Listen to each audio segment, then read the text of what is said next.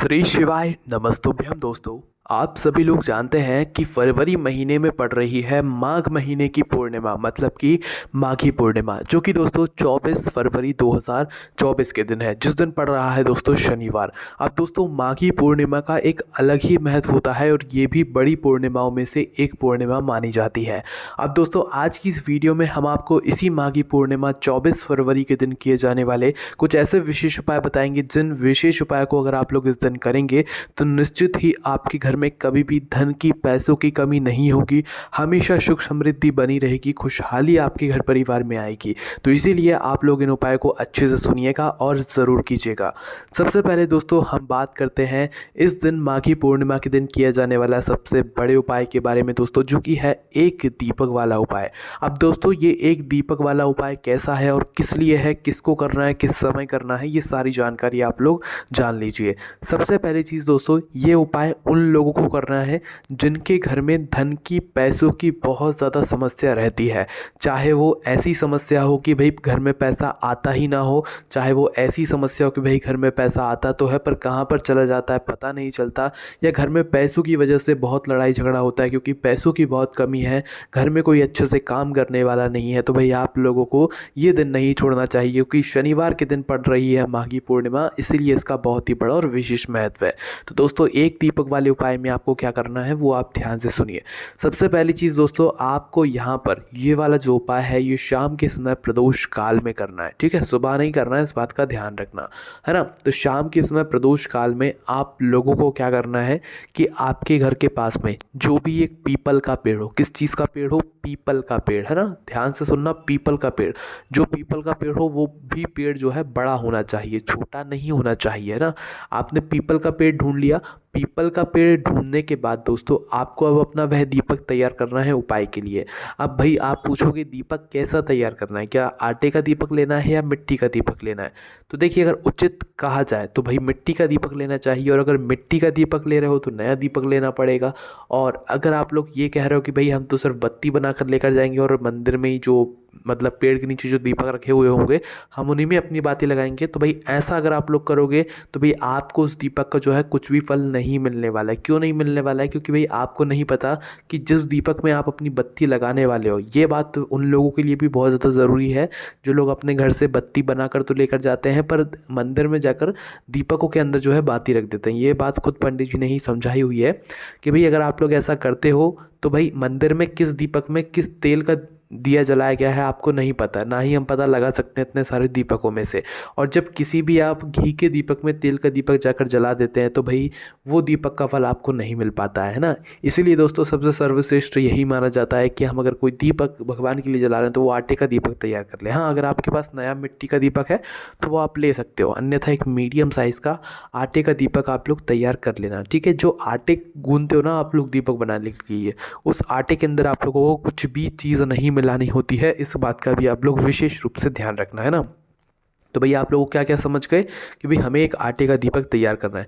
अब इस आटे के दीपक के अंदर हमें क्या डालना है, मतलब कि जो है गोल बाती रखना है या लंबी बाती रखना है। उससे पहले एक बात और समझ लो कि अगर आपके घर में ऐसा लगता है कि भाई बहुत ज़्यादा दुख और परेशानी किसी एक ही व्यक्ति के ऊपर आ रही है या घर परिवार पर भी आ रही है, तो भाई आप लोग कहीं ना कहीं ये समझ सकते हो कि शनि भगवान आपसे नाराज़ है। तो भाई शनि भगवान को प्रसन्न करने के लिए भी जो है मतलब इस दिन कहा जाता है ये वाला जो दीपक लगाते हैं जो भी व्यक्ति, उनको कभी भी शनि परेशान नहीं करता है। तो भाई उनके लिए भी ये महत्व बहुत ज़्यादा महत्वपूर्ण है ये वाला उपाय, क्योंकि ये दीपक बहुत ही ज़्यादा विशेष और महत्वपूर्ण है। क्योंकि माघी पूर्णिमा है, शनिवार का दिन है भाई, सोने पे सुहागा वाला दिन है। तो भाई आप लोगों को ऐसा मौका तो नहीं छोड़ना चाहिए। आपको क्या करना है, आपको दीपक बनाना है, ठीक है। दीपक आपने बनाया, उसके अंदर आपको रखनी है गोल बाती। क्या रखनी है? गोल बाती रखनी है ना। तो गोल बाती आप लोगों को ऐसा करके रखनी है। अब इसके अंदर डालोगे क्या चीज़, तो यहाँ पर हम आपको बता दें, यहाँ पर आपको शुद्ध देसी गाय के घी की ज़रूरत नहीं है ना। यहाँ पर आप लोगों को डालना है सरसों का तेल। क्या डालोगे? सरसों का तेल। ध्यान से सुन लीजिए, सरसों का तेल आप लोग यहाँ पर डाल सकते हो, है ना। क्या करना है, इस दीपक को तैयार करके सरसों का तेल डालकर तैयार कर लेना है। शाम के समय कितने बजे से कितने बजे तक? लगभग शाम के 6 बजे से लेकर 7 बजे के बीच में आप लोगों को ये वाला उपाय करना है। पर बहुत सारे लोग होते हैं जो कि ड्यूटी पे जाते हैं, नौकरी करने के लिए जाते हैं, किसी किसी काम पे जाते हैं, तो वो लोग लेट हो जाते हैं। तो भी अगर आप लोग लेट भी हो जाते हो ना, तो आपको कोई उपाय करने के लिए ऐसा नहीं कि यार भगवान आपको आपकी सुनेंगे, नहीं। आप थोड़ा बहुत लेट भी हो जाते हो तो 7:30 या 8 बजे तक आप लोग ये वाला उपाय कर सकते हो, पर इससे ज़्यादा लेट मत करना, है ना। तो भाई उपाय की आपकी तैयारियां हो गई, 7:30-8 बजे तक भी आप उपाय करोगे चलेगा, पर 6 से 7 के बीच में आप उपाय को कर सकते हो, है ना। उपाय को करने के लिए आप लोग अपने साथ में एक माचिस ज़रूर लेकर जाना। ये बात हम आपसे इसलिए कह रहे हैं क्योंकि कई सारे लोग क्या करते हैं, गलती कर देते हैं उपाय को करने में। भाई जो वो दीपक वाला उपाय होता है ना, उसमें वो किसी की मदद ले लेते हैं। जब आप किसी उपाय को करने में किसी की मदद ले लोगे ना, तो आपके उपाय को करने का फल उस व्यक्ति को भी मिल जाएगा जिसने आपकी मदद की होगी। तो इसलिए दोस्तों इस बात का ख्याल रखना कि आप जो उपाय कर रहे हो वो पूर्ण रूप से आपको ही करना है, किसी और से नहीं करवाना है, ना ही मदद लेना है। तो अपने उपाय कर रहे हो तो अपने घर से ही माचिस आप लोगों को लेकर जाना है, इस बात का भी आप लोग विशेष रूप से ध्यान रखिएगा, ठीक है। तो अपने घर से क्या लेकर जाना है, आप लोगों को माचिस लेकर जाना है ना। माचिस लेकर आप अपने घर से निकले, तो भाई जैसे ही आप लोग अपने घर से निकलोगे तो आपको पीपल के पेड़ के नीचे पहुंचना है। पीपल के पेड़ के नीचे जैसे ही पहुंचते हो तो क्या सीधा हमें वहाँ पर जाकर दीपक जला देना है। थोड़ा इतनी जल्दी जल्दी नहीं करना है, थोड़ा आराम से लगाना है। आप पीपल के पेड़ के नीचे पहुँचे, पहले भगवान के दर्शन करो, भगवान विष्णु और माता जो है यहाँ पर लक्ष्मी जी का प्रार्थना करो, क्योंकि शनिवार का एक ऐसा दिन होता है जिस दिन पीपल के वृक्ष के नीचे माता लक्ष्मी जी और भगवान विष्णु जी का वास रहता है, ठीक है। और यही दिन हमारे जीवन से दुख और समस्याओं को दूर करने का भी होता है, क्योंकि शनिदेव अगर आपको परेशान कर रहे हो तो वो आपसे दुखी होते हैं, तो भाई वो भी प्रसन्न हो जाते हैं, मतलब वो आपको फिर परेशान नहीं करते हैं इस दीपक को जलाने के बाद, है ना। तो भाई आप अपने मन में जिस काम के लिए उपाय कर रहे हो वो काम सोच लेना और इस दीपक को निकालना, पहले दीपक जला लेना, ठीक है। दीपक आप किसी भी पूजन वाली थाली में किसी पात्र में रख कर ला सकते हैं ना। तो भाई वहाँ पर पहुँच कर ही आपको दीपक जलाना है। घर पर मतलब घर से दीपक जलाकर नहीं ले जाना है, इस बात का भी आप लोग ध्यान रखिएगा। तो आपका दीपक जहाँ पर तैयार हो जाएगा, दीपक जैसे ही तैयार होता है दीपक आप जला दीजिएगा। दीपक जलाने के बाद क्या आपको इस दीपक से आरती करना है, उतार भी सकते हो, कोई दिक्कत वाली बात नहीं है।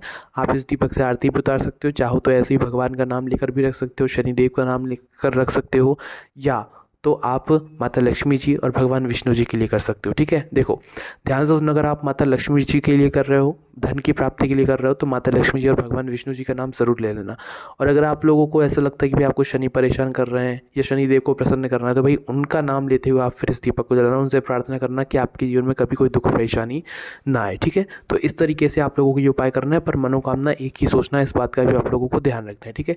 दीपक जैसे ही जला देते हो, वृक्ष के नीचे रख देते हो। हाँ, एक बात और यहाँ पर ध्यान रखना कि कभी भी दीपकों को बिल्कुल वृक्ष से चिपका कर नहीं रखना। जिस तरीके से हमें आँच लगती है, हम अगर आग के पास जाएंगे तो हमें आँच लगेगी ना, उसी प्रकार से अगर आप पेड़ के पास भी दीपक जलाते हो तो भाई अगर इतने पास में जलाया कि भाई उसको आँच लग रही है, तो भाई उसको भी आँच लगती है, फिर आपको उपाय का करने का फल नहीं मिल पाता है। इसलिए दीपकों को भी थोड़ा दूरी बना कर रखा करो, ताकि वृक्षों को भी पेड़ों को भी आँच ना लगे। आपके उपाय से आपको फल मिले पर किसी को दुख ना हो, है ना। इस बात का भी आपने उपाय को करते समय हमेशा ध्यान रखना चाहिए। तो यहाँ पर ये वाला उपाय पूर्ण हो जाता है। ये उपाय को करने का बहुत ही अच्छा समय है, बहुत आसान उपाय है, कोई भी इस उपाय को कर सकता है। घर का मुख्य रूप से कोई एक व्यक्ति अगर उपाय को करेगा तो ज़्यादा बेहतर रहेगा। सभी घर के सदस्यों को ये वाला उपाय करने की ज़रूरत नहीं है। घर का कोई एक मुख्य सदस्य या घर की जो माताएं बहनें होंगी वो ये वाला उपाय को कर सकती हैं, उनको इस उपाय को करने का फल ज़रूर मिलेगा, है ना।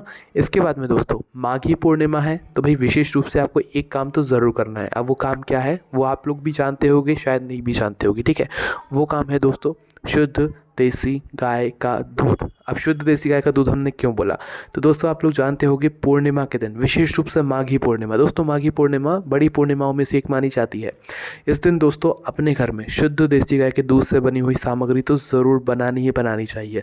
अब आप पूछोगे क्या हम भैंस का दूध नहीं ले सकते, क्या हम और किसी चीज़ का दूध नहीं ले सकते, क्या हम थैली का दूध नहीं ले सकते, बिल्कुल नहीं ले सकते।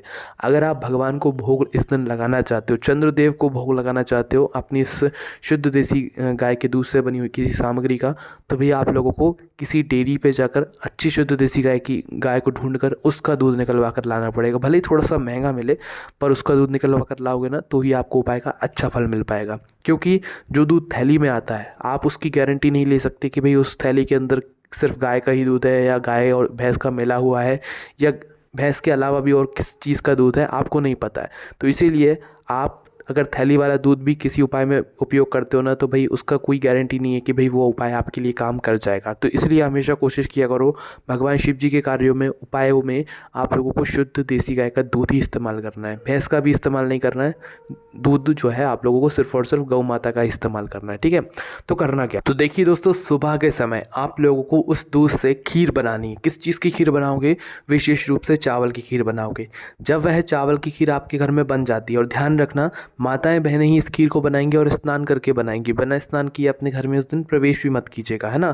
तो भाई आप लोगों को क्या करना है, सबसे पहली चीज़ यहाँ पर आप ये बात भी समझ लीजिए, इस दिन पवित्र नदी में स्नान करने का भी हमें विशेष फल मिलता है, पुण्य मिलता है, ठीक है। तो इस दिन अगर आपके घर के आसपास कोई भी नदी हो, पवित्र नदी हो, भाई वहाँ पर जाकर आप लोग स्नान ज़रूर कीजिएगा। पर अगर आप लोग ना भी जा पाएँ तो आपके घर में गंगा जल अगर उपस्थित हो, तो भाई जिस जल से आप लोग नहाने वाले हैं उस जल के अंदर एक जो है ढक्कन थोड़ा सा गंगा जल डाल लीजिएगा, फिर उस जल से स्नान कीजिएगा। आपको पूर्णिमा के दिन इस जल से स्नान करने का, क्योंकि जब गंगा जल की एक भी बूंद किसी भी जल में चली जाती है तो वो पूर्ण रूप से गंगा जल बन जाता है। तो भाई अगर आप उस जल से इस दिन स्नान करोगे तो भगवान की बहुत बड़ी कृपा आपके ऊपर ज़रूर होगी, ठीक है। तो स्नान करने के बाद ही आपको अपने घर के रसोई घर में प्रवेश करना है, साफ़ सफाई करना है, उसके बाद फिर इस खीर को बनाना है। खीर जैसे ही आपकी बन जाती है तो सीधा खाना नहीं है, इसका पहले लड्डू गोपाल को भोग लगाना है। अपने घर में भगवान जी जो बैठे हुए हैं उनको सबसे पहले आपको इस खीर का भोग लगाना है। भोग जैसे ही लग जाए फिर इस खीर का जो प्रसाद है आपने जो बनाया है, अपने घर के सभी सदस्यों को जो है भोजन के रूप में या प्रसाद के रूप में आप लोग दे सकते हो।